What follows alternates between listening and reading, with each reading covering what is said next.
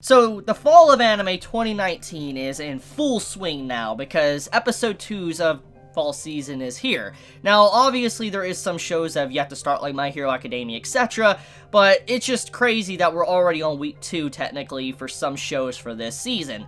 So today, I want to talk about Cautious Hero, episode 2. Obviously, I was a big fan of the first episode. It was a really enjoyable experience, and as I talked about, the MC is basically, like, two characters mixed together, now Fumi and Ainz, and once again, we get to see a little bit more clarification how he is just so distinct and a perfect mashup of those two characters, and I think Cautious Hero has a lot of potential to be one of the best series of this season, besides obviously continuations, you know, apparent continuations like, you know, My Hero Academia. I just see Cautious Hero does have a lot going for it. The only thing that it kind of lacks, honestly, is probably the art department in some sections, but even then, it's so little in comparison, nothing to really complain about, that I'm not really going to complain too much, but still. So anyways, Cautious Hero episode 2. There is quite a bit that we found out that went down, and it's just absolutely hilarious. So, where to begin? I guess let's talk about how he hid his level since the very beginning of the story. It kind of makes sense when you think about his personality and how he acted.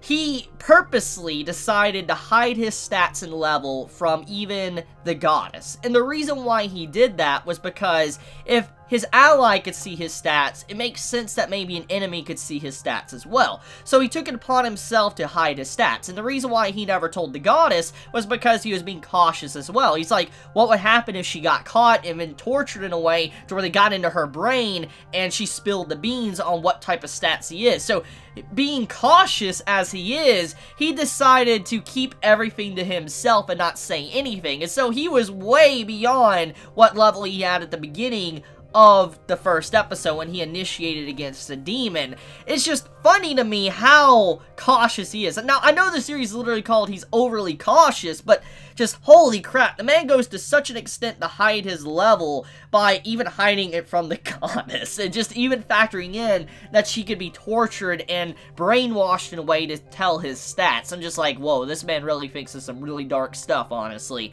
But, carrying on, though, basically, what is revealed, though, thanks to this, is that he was so strong, in fact, technically, he could have taken down the demon in the first episode.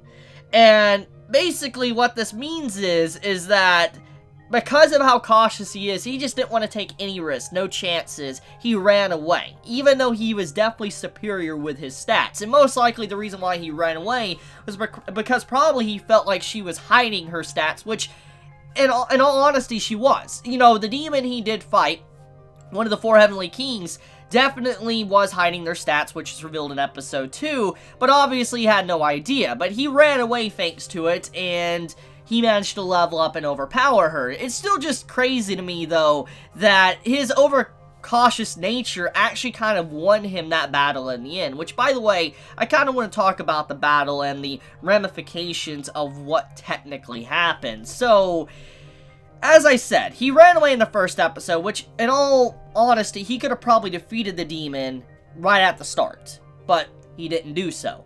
But he ran away, which, like I said, was technically a good thing, but still, you know, in theory, he probably could have, if he wouldn't have given her a chance to instantly attack. But because of what happened, him running away, an innocent individual died in the village. Now, I know many will be quick to kind of forget about this and kind of overlook and think about the heroic deed or, you know, how we started a fire to the town, but he legitimately let a dude die in this episode, which really says a lot about his character, and I kind of want to get into that. See, when the news announcement from the 4 Heavenly King demon basically started talking about every 10 minutes I'm going to kill someone and all that, and if you're not here, you know, head comes off, basically. And we see how she was about to take the Papa's, you know, life of the girl that we met in the first episode. But prior to that, though, she does kill someone on, you know, the magic ball. We get to see it.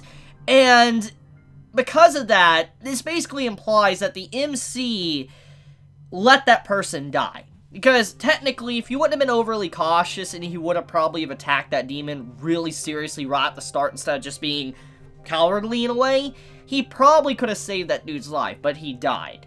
And I feel like this episode tries to kind of go around that and not talk about it too much, but that is definitely what happened. He definitely let that dude die because of his, you know, cautious nature, which, like I said, I'm not going to fault him in a way, because, I mean, he does make a good point in the episode, but even then, someone did die thanks to his actions, and definitely I hope that actually plays a part going forward, and that's a constant theme, honestly, to where, because of his cautious nature, some people do in fact die, and it builds up to some conflict in the future. But I want to talk about the actual fight. So, his fight with the Heavenly King that he fought apparently was over a D-class level Demon Lord fight, apparently according to the goddess.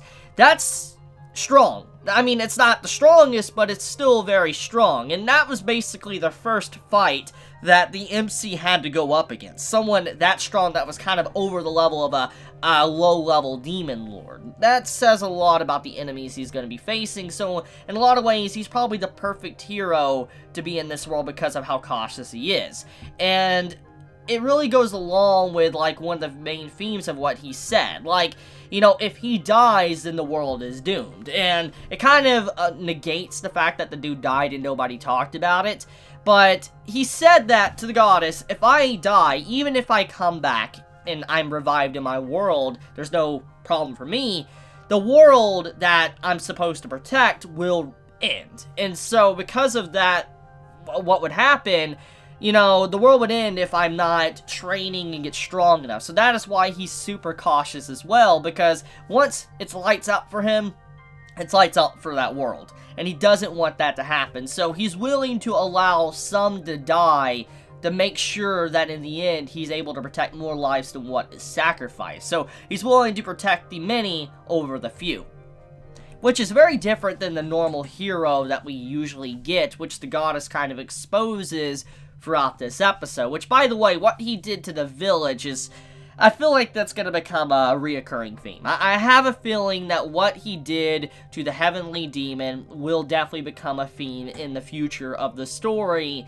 and every village he gets to and save, he's just probably going to end up destroying because of his actions of wanting to bring down the enemy and make sure they're completely obliterated. Which, by the way, I do agree with what he said, though, his actions towards the Heavenly Demon. The man says that if there's one cell left alive, it's possible that the demon could regenerate, and I don't disagree with that logic. I really don't. I mean, there is a lot of stories and stuff with demons, etc., that are obliterated and you think they're dead, but they respawn and come back because a piece of them is left alive. And honestly, it's not that big of a impossibility. I mean, I do think that could happen. I mean, especially since the demon he fought was on par of like a low-level demon king, it does make sense that the creature is capable of that, especially with how strong it was right at the start. So I think that him being overly cautious for that was probably something that needed to be done, and I do agree with that. Even if the village suffered and it got burnt down, I do think he did a good thing in that moment. But I do think it was a little bit excessive for, let's say, the slime.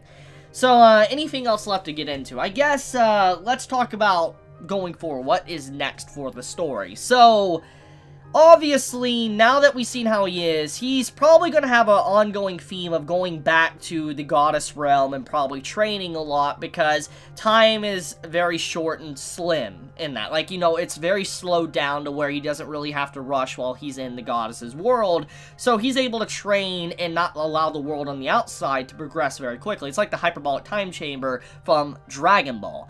I think it's a very smart move. It's honestly something I really haven't ever seen from an isekai series. Usually, you have a character that is reborn into an all-new world, and he's not able to really go back to the realm of the gods, etc. to really train, but that's actually what is happening here. And it's just a very different feeling compared to what I'm used to, and I think many can agree with me that it's a nice change of pace, honestly. Seeing an MC actually training, taking his time and all that to really build up and get strength, and, you know, he's not getting all powerful in, let's say, one go. I mean, yes, he's getting strong, but his strength gaps, like how he improves so fast, makes sense because of just how time is slowed within that world. So, I think that overall, the MC, I'm really a big fan of him. He's definitely shaping up to be maybe one of the better isekai protagonists, and I think before everything is said and done, I think many are going to say we want a season 2. I don't know exactly how long this season, or this series is. I don't know if it has potential for a season 2, if this is going to carry on into a season 2 or not,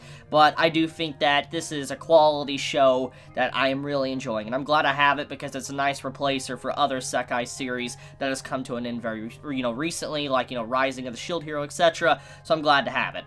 But let me know your thoughts in the comments below. If you enjoy my content, please subscribe. If you like this video, please leave a like. And if you want to get notified for whenever I upload a video, please click the bell icon down below. And with that, Chibi out.